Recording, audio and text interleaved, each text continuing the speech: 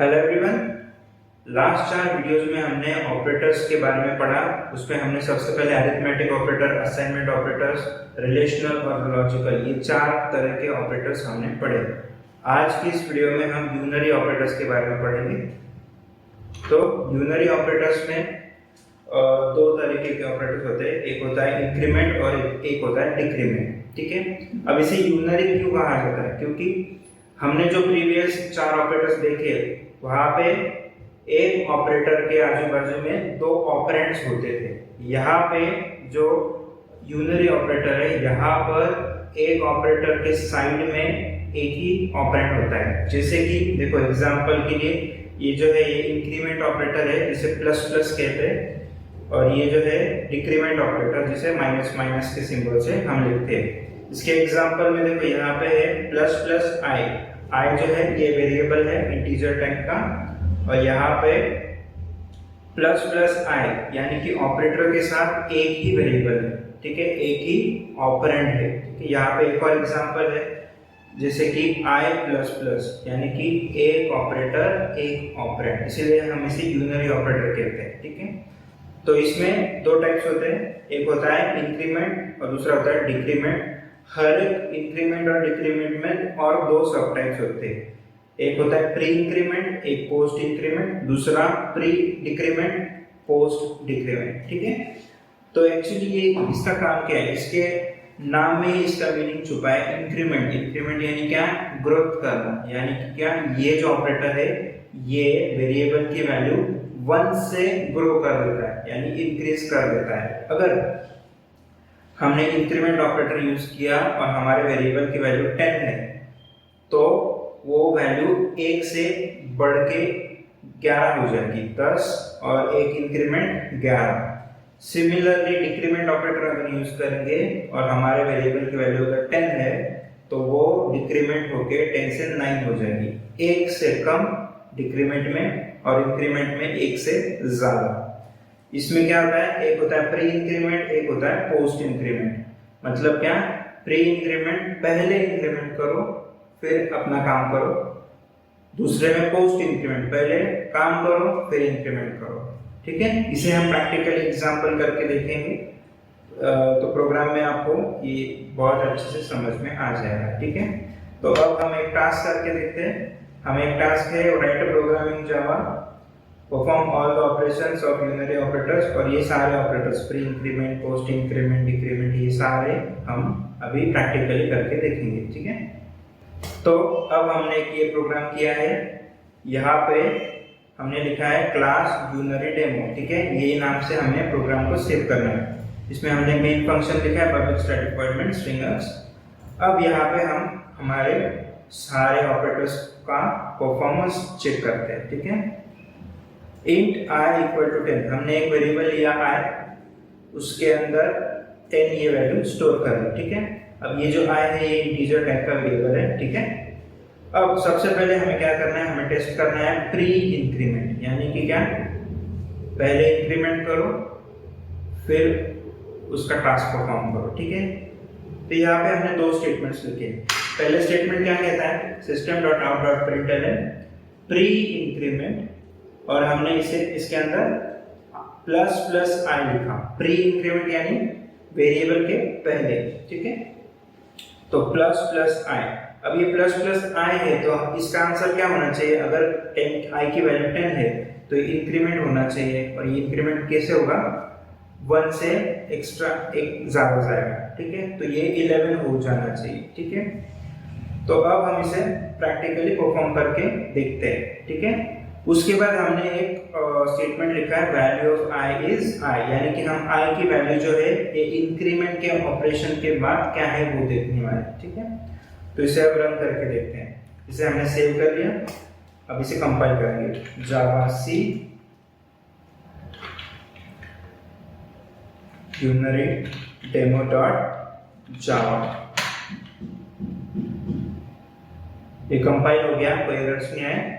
अब इसे रन करके देखते हैं, जावा यूनरी डेमो। ठीक है, तो देखो यहाँ पे क्या हुआ, प्री इंक्रीमेंट और वैल्यू आई 11, यानी कि क्या, प्री इंक्रीमेंट फिर ये जो प्लस प्लस था उसने एक इंक्रीमेंट किया 10 के अंदर और i की वैल्यू अभी 11 हो गई और उसने 11 को प्रिंट कर दिया प्री इंक्रीमेंट और उसकी वैल्यू है 11। उसके बाद हमने नॉर्मली एक वैल्यू ऑफ i क्या होती है वो हमने प्रिंट कर ली, तो i की वैल्यू अभी 11 है। ठीक है, तो यहाँ पे क्या समझा हमने कि इंक्रीमेंट ऑपरेटर एक से वैल्यू को इंक्रीमेंट कर देता है। ठीक है, अब हम नेक्स्ट वाला देखेंगे प्री डिक्रीमेंट। ठीक है, तो ये क्या करेगा, वैल्यू ऑफ i को एक से कम करेगा। ठीक है, तो अब हम यहाँ पे प्लस प्लस की जगह माइनस माइनस लिखते हैं और यहाँ पे लिखते हैं प्री डिक्रीमेंट।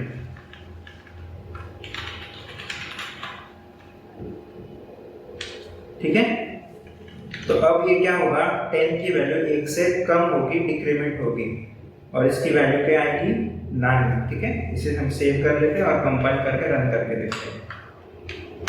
जावा से unary-demo.java ये कंपाइल हो गया, कोई एरर नहीं आया।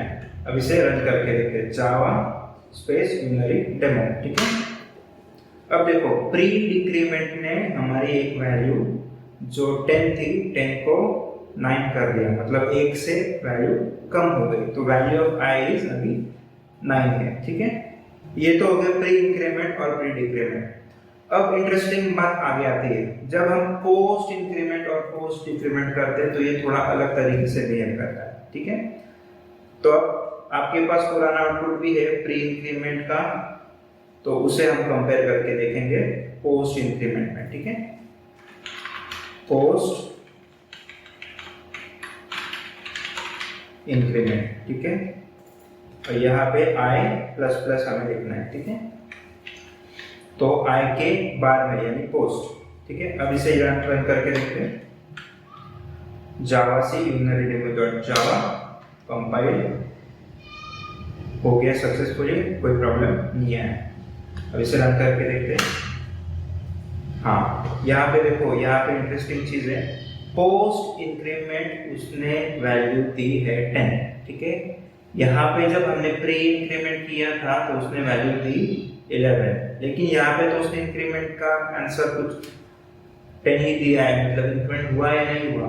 तो ये कैसे काम करता है, जब भी हम ये स्टेटमेंट प्रिंट कर रहे थे system.out.println पोस्ट इंक्रीमेंट, उसे सबसे पहले मिला i, तो i की वैल्यू तो 10 थी, तो उसने 10 को प्रिंट कर दिया। ठीक है, फिर प्रिंट करने के बाद उसने पोस्ट यानी बाद में उसने वैल्यू 1 उसमें ऐड कर दी। ठीक है, वो वैल्यू ऐड होने के बाद जब ये स्टेटमेंट खत्म हुई तब उसके अंदर 11 था, लेकिन उसने वैल्यू ऐड करने से पहले ही 10 ये वैल्यू प्रिंट कर दी थी। ठीक है, इसका मतलब इसे नाम में ही हम इसके लिखा हुआ है पोस्ट इंक्रीमेंट, मतलब बाद में इंक्रीमेंट करो, पहले वैल्यू को प्रिंट करो बाद में इंक्रीमेंट करो।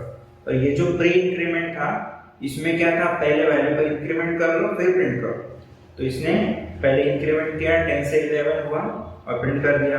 यहाँ पे पोस्ट इंक्रीमेंट था तो पहले प्रिंट कर लिया वैल्यू और फिर पोस्ट इंक्रीमेंट कर लिया, इसीलिए हमारा जो नेक्स्ट स्टेटमेंट था तो वैल्यू ऑफ i इज 11। ठीक है, तो वैल्यू ऑफ i 11 क्यों आया, क्योंकि ये इसके बाद इसने इंक्रीमेंट कर लिया था और अभी इसके अंदर 11 है। ठीक है, तो अब डिक्रीमेंट भी सिमिलर तरीके से काम करता है, बस ये एक वैल्यू कम कर देता है। ठीक है, तो i माइनस माइनस। ठीक है, इसे सेव कर लिया, कंपाइल करते हैं और इसे भी रन करके देखते हैं। तो देखो अब पोस्ट डिक्रीमेंट में क्या हुआ है, सबसे पहले हमें वैल्यू को प्रिंट करना है। ठीक है, तो पोस्ट डिक्रीमेंट और प्रिंट करेगा i की वैल्यू क्या है 10, तो हमें आंसर मिला 10। फिर उसके बाद पोस्ट बाद में उसने डिक्रीमेंट कर लिया 1 से वैल्यू और डिक्रीमेंट करने के बाद प्रिंट कर लिया, तो वैल्यू ऑफ i इज 9, क्योंकि उसने एक वैल्यू डिक्रीमेंट कर ली थी। ठीक है, यहाँ पे देखो प्री डिक्रीमेंट में पहले डिक्रीमेंट किया फिर प्रिंट किया तो 9 आया, तो वैल्यू ऑफ i क्या थी 9। यहाँ पे पोस्ट डिक्रीमेंट यानी कि पहले प्रिंट करो फिर डिक्रीमेंट करो, तो वैल्यू ऑफ पोस्ट डिक्रीमेंट क्या हुई 10 और उसके बाद हमने वैल्यू ऑफ आई चेक करी तो वो थी 9। ठीक है, तो आई होप आपको यूनरी ऑपरेटर्स और उसके अंदर इंक्रीमेंट डिक्रीमेंट प्री पोस्ट ये सारा कॉन्सेप्ट क्लियर हो चुका होगा। आपको अगर कोई डाउट है तो कमेंट में मुझे बताना, मैं आपके डाउट का सॉल्यूशन जरूर आपको वहां पे बताऊंगा। ठीक है, अब नेक्स्ट वीडियो में हम टर्नरी ऑपरेटर के बारे में सीखेंगे। ठीक है, तो मिलते हैं नेक्स्ट वीडियो में, बाय।